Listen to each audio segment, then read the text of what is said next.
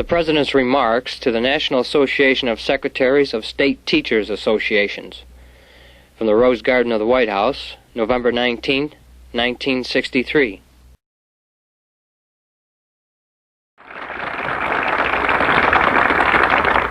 Mr. Wyatt, Dr. Carr, ladies and gentlemen, I want to express a very warm welcome to all of you at the White House. We're very appreciative to the National Education Association, to your leader, Mr. Wyatt, to your officials, Mr. Carr and others, for the support they've given to our efforts this year to see if we can persuade the Congress to meet what I regard as a very pressing national obligation and responsibility in the field of education.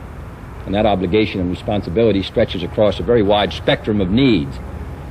I've just come back from driving through part of the state of Florida, and every time I take a journey which takes me by car and see the number of mothers with young children who are standing in the streets, I realize once again in a very personal way what a tremendous flood of children are coming into our schools, elementary, high schools, colleges, and we hope even going beyond that.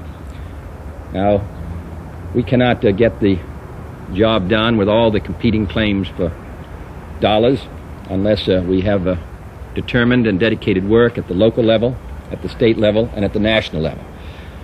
This Congress must be judged, in my opinion, by what it's able to do in the important field of education, certainly as much as in any other field, before it goes home for its next July or next August.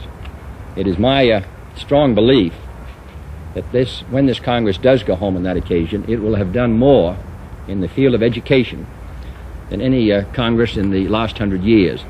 Really, I suppose, since the Morrill Act, which established the land-grant colleges. But I think in the field of education, higher education, vocational education, in the field of assisting teachers who are on salaries, particularly those who are at the low end and those who are at the high end, so that we can encourage the best talent we've got to go into teaching, in the scholarships for needy students, in a whole variety of ways, mental retardation and all the rest. I think that this Congress, some may claim I'm optimistic, but I think this Congress is going to write, as I said, the best program certainly in a century. I think the need is greater than it's been for a century. I think the number of children who need an education and the complexities of our society place a much higher burden upon the average citizen than ever before. This is no new role for the federal government. You know this better than anyone. Since the Northwest Ordinance, since the Land Grant Act, since a dozen legislative acts by the Congress, we have indicated that we believe a free society must be well educated. We have a very new responsibility in '63 because of the size of the population and because of the needs of this population. So I hope that you will continue to do your work, that you will continue to prod us, and occasionally here in the administration, the White House, occasionally the members of the House and Senate, and see if we can get this job done. I've quoted before, and I quote again, Mr. Jefferson, that if we expect a nation to be ignorant and free, we expect what never was and never will be. That should be our thesis for the next 9 months, and see if we can, before Congress goes home, they leave something here that's worthy to be remembered in the important field of education. I want to thank you. Things don't happen, they're made to happen. The field of education is made to happen by you and your members, so we're very grateful. We have had more photo finishes, where the photo was blurred and nothing came out in education, so that it is, particularly now when the House and Senate have still not completed their work on vocational education, which I think has particular importance now. My hope was that because each of these programs has its friends, and each of the programs have their enemies, that we would perhaps can join together all the friends of education in one bill. So we sent one bill to the House and Senate and urged that the Congress act on one bill, because a child begins at 5 or 6 and ends up possibly at 16, 18, 20, 22, wherever his educational talents and opportunities take him. So we wanted to go the whole way in one voyage. The members of the House Committee decided that that was not possible. So they broke the bill up into a number of sections.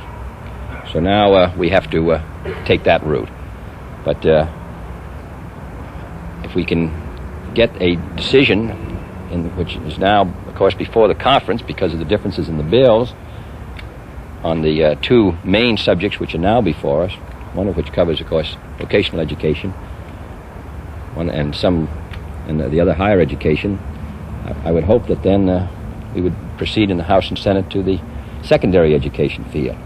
In the case of the secondary education field, while there are new problems that come up with which we're all familiar and which have caused a good deal of turmoil, discussion, I think the need is very clear, and I think the more that we can do to indicate that need, both from the point of view of assisting in slum areas of the United States where the schools are inadequate, some rural areas where the schools are inadequate, where the buildings are unsafe, some areas where teacher salaries are disproportionately low, even though the community may be or the state may be spending a high proportion of its state income on education, and in those cases where we wish to stimulate, as I said before, people going into teaching by increasing their salaries. So I would hope we'd get this work done quite shortly, and then we'd proceed to the other. My belief was that it's one program, and we expect to continue to try to get that program through. I don't know anything that's more important, and I think that the people of this country, if we can indicate the need and continue to do it, that we'll get it done. What, of course, finally has happened in the past is that we have united the enemies instead of the friends of these various programs. So now we have to try to continue to unite the friends.